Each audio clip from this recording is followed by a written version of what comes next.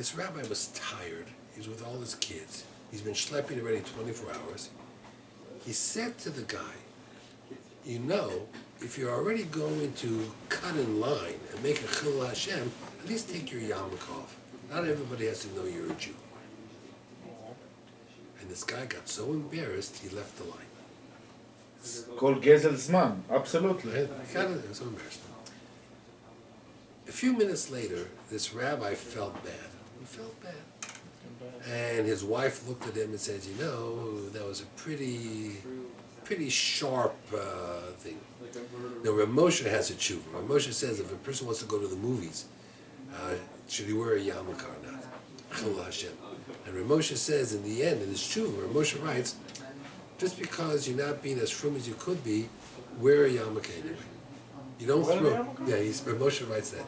You should wear your yarmulke anyway. Why? Because Rav Moshe felt that you should not throw away your religion as part of you doing something that maybe you don't want everybody to see. He said you shouldn't take off your yarmulke. That's how Rav Moshe writes. No, the beginning, it's the written when we used to go to Harlem and those stuff, take off, don't But you wear a cap. care. Okay. You don't just go It's written without anything on. כי תצא למלחמה וראית, no, and you see, you want to go with, to Right? make עבירה, say no problem, you wear black, Black. you So don't Moshe take talks nothing all off, that. so nobody know that you, Are Jewish. He talks about that, but in the end, he says you should wear yarmulke. Is it Tucking an the avera? beard, tucking the pants. Right. כן, זה last week פרשה. So Is it an avera to go to the movie? no, that was just No, but in those days. Some of the movies maybe not have been the best. appropriate. So this rabbi felt very bad. But of course, you know, the opportunity to apologize was gone. And every year on Yom Kippur, he would daven to Hashem, I wish I could meet this guy again to apologize. 5 years later, he's flying with his family to Miami. The plane is delayed once again. And he's in line by the rent-a-car. And there, 2 people ahead of him, is this guy. So he goes over to this guy. He says to him, do you remember me? He says, sure, I remember you. He said, I just want to apologize. I really spoke a little bit too sharp. I had no right to talk to you that way. The guy turned around to him and said to him, no problem. But I just want you to know, I was not cutting ahead of you in line. My family was back in line where they were supposed to be. But I had been traveling for 24 hours, and you were the first religious Jew I saw. So I thought I'd come over and just schmooze with you a little bit and maybe tell you the Dvar Torah. That's the only reason why I came. But before I could open my mouth, you said what you said. I felt so embarrassed, I left. And he bought it? That's what this guy said. He bought The bad rabbi bought that? Okay. Enough to tell my brother-in-law the story. Bad choice, yeah. I wouldn't buy that. So sometimes we jump to conclusions. And maybe we shouldn't jump. I top of the yarmulke all the time. No one's come over to give me a Dvar Torah.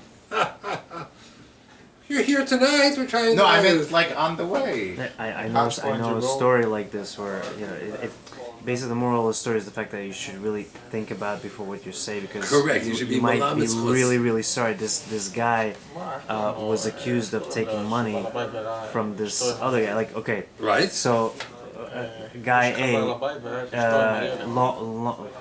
lended guy B the money, like, I don't know, 20,000. And about a year went by. He's like, listen, would you mind giving my money back? He said. So what are you talking about? I gave you your money back. He's like, no, you didn't. So he thought that, oh, like, look at this guy, you know, I gave him the money, and he's, you know, he's trying to get like more money out of me, like he's fooling me. So they got into an argument. He called him a liar and a thief, a scoundrel. Maybe 2 weeks later, he found the money he thought he gave. So he was profusely apologizing to him. You know, you really don't. You gotta be careful. Okay, moving right along. It says that when the brothers came back, even Serach Bas Asher started to sing a song, O Joseph Chai, O Joseph Chai, and Yaakov had a very hard time believing it until he saw the wagons. because he saw Yosef wagon. Paro sent, and then Yosef sent extra So one, that's- and then he realized Yosef wagon. He didn't impress by Paro wagon. Okay, so they said he saw the wagons. So he said he tried to say that wagon is agolo, and the last thing they were learning was eglo arufo. So they made the thing agolo. So Rabbi Zev Leff, who used to be in Miami in Kiryat Matis Yehuda, he says, that's such a stretch. Because imagine you're moving and your buddy sends you a truck. So you say, oh, my buddy's wishing me good luck. Truck and luck, they sound exactly alike, And I mean, that's ridiculous. So he says, let me tell you what it means. Who sent the wagons, he says? It wasn't Yosef initially, it was Paro. According to some Midrashim, there was a symbol of Avodah Zorah, and Yehuda burnt those wagons. But let's say he sent the wagons. He says, you know what Paro sent wagons for? Why did Paro send the wagons? To carry you back. To bring the family. Look what he says. How many wagons did Paro send? 2. Ukechu es avichem, Paro said to Yosef, I'm going to send wagons. Bring your father and their families. So Yosef said, well, what about all their belongings? Their clothes, their menorah, their Oren Kodesh, their books, their Hanukkah candles, their Shabbos candles. Paro said to them, no, I don't need any of that. Ve'eta lochem is 2 varies of time. I'm going to outfit you with the best of Egypt. Okay? V'yichlu is chaylev oretz. You'll get the fat of the land. Meaning, I'm going to give you Egyptian clothes. I'm going to give you Egyptian furniture. I'm going to give you Egyptian beds. Everything's going to be Egyptian, top of the line. Yosef knew that his father was not going to take any Egyptian chazarai. He wanted his shmatas, his stuff. Maybe Egyptian silk He wanted from sheets. China. Maybe, but that's about it. So Yosef, besides Paro's 2 wagons, Yosef sent another 10 wagons for everything else. I mean, Yaakov even took those wagons to Beersheba, cut down the trees of Avram, and brought the trees of Avram. So when it says that when Yaakov saw the wagons, not the wagons that Paro sent, the wagons that Yosef sent for his stuff, for his personal stuff, he says, now I'm going to go. Because only a Yosef understands how I don't want to wear Egyptian clothes. I want to wear my Jewish clothes, my tzniusdik clothes. So he says the secret was in the wagons that Joseph sent because they were for the family's belongings. It wasn't for the family. Paro was only for the family. Yosef said, no, I'm going to do it. Now, when Paro heard that Yosef was related to Yaakov, he was thrilled. And when he heard that Yaakov was coming down to Egypt, he was even happier. Why? First of all, Yosef had a sordid past, so this gave instant credibility. He was the family of Avram, Yitzchak, and Yaakov. But more importantly, when Paro heard that Yaakov was coming down to Egypt, it meant Yosef was here to stay. Paro was always worried at some point Yosef is going to get tired and want to go back home to his family. So the fact that he stayed, that Yaakov was coming down to Egypt, it says that Paro was thrilled. The reason why he was thrilled, because he meant that Yosef was here to stay. Yeah, he was thrilled. He was very, very happy, to bring him down. I saw this. Rabbi Lamb brings this down. I found it very interesting. We talk about Yosef giving Musar. Od Yosef, Od Avichai. How sometimes Musar is very difficult. So there's a story that when Harry Truman dropped the bombs, the atomic bombs, on Hiroshima and Nagasaki to end World War II, they gave him a nickname. The press gave him a nickname. Give him hell, Harry. Harry Truman, that was his nickname. Give him hell, Harry, that was his nickname. He, one time, responded to one of the reporters. He says, I never gave anyone hell. I only told them the truth and it felt like hell. He says, sometimes getting the truth is very, very painful. So Harry Truman says, I never tore someone apart or or just lambasted anyone. It was just the opposite. I only did it was I told him the truth. And by telling him the truth, I was able to accomplish the same thing. It says, he brings down over here, how are we doing time-wise? It's okay. It says over here that Yosef said to his brothers 3 times, I don't hold any grudge against you. You didn't send me here. Hashem sent me here. 3 times he said to them. Va'ato al ta'atzu ki machartem osiheina lo ki l'chai shalachti Elokim. Hashem sent me here. Va'yishlacheni Elokim lefanechem. Hashem sent me here 3 times. So the Medrash Rabbah says, why did he say it 3 times? Because in the story of Yaakov going for his brothers, it says 3 times Hashem sent a malach to correct his path. It means 3 different times where the malach Gabriel went to tell Yosef, no, make a right turn, make a left turn. Your brothers are over here. So because the malach corrected him 3 times, therefore Yosef said 3 times, you didn't send me here, trust me, Hashem sent me here, not you. So that's what's, I found that very, very, fascinating as to what happened and why. Let's talk about what's coming up this week. What is Tuesday? Asar B'Tevet. It's one of the shorter fast days. The shortest. Yeah, it starts at 6 o'clock in the morning. That's And when then it's 5:05 or 5 something, 5:10 or something like that. It's a short fast. It's not very difficult. This Tuesday? What? This Tuesday. Why do we fast on Asar B'Teves? Because that's when Nebuchadnezzar laid siege around the city of Yerushalayim. The Torah says that the siege lasted 3 years. So why do we fast? I mean, it was a very long siege. Like, it wasn't as if he laid siege on Monday and the wall fell on Tuesday, 3 years later. So the Torah says that in 3 years of being surrounded, you couldn't muster enough tshuva, Torah, and mitzvos to change Hashem's gezerah. He says that's a pathetic thing. He says we fast not because of the siege around Yerushalayim.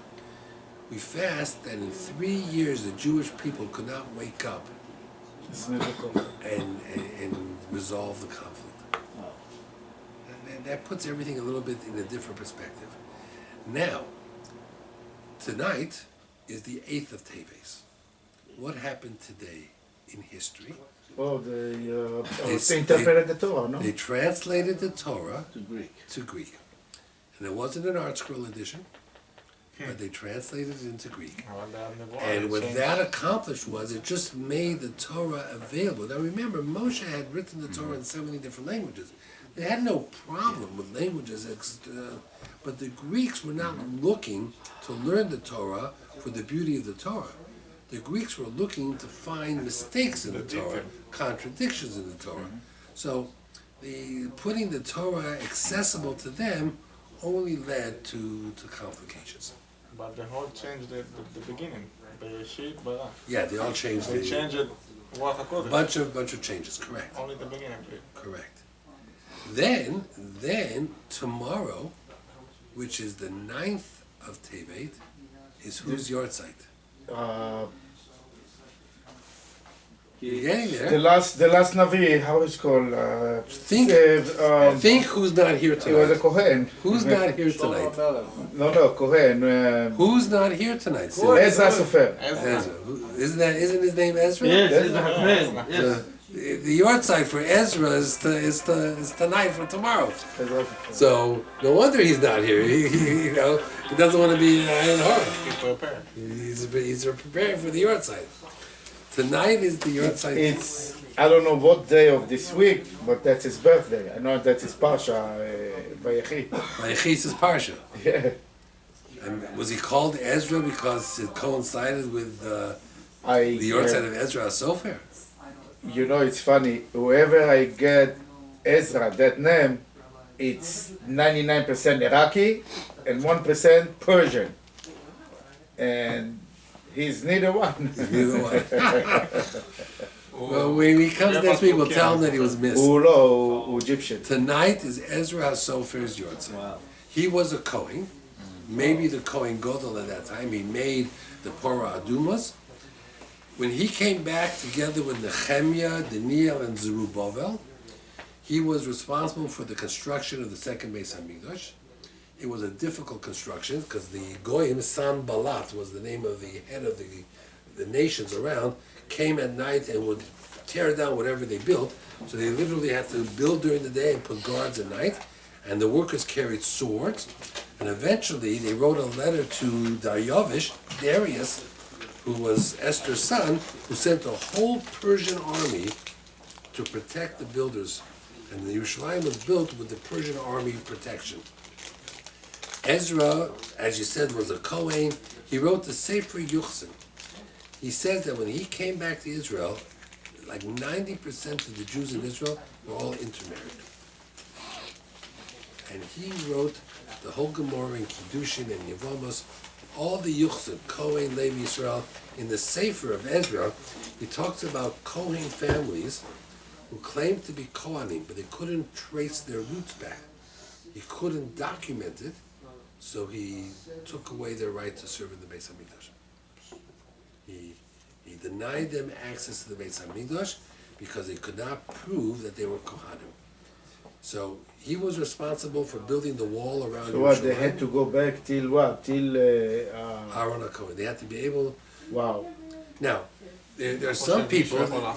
No, that still was long, that's a long... Right, the Twersky family. The Twersky family... They have it. I saw it. I know it. Right, they On claim 72nd they're Avenue. descendants of David HaMelech. Okay.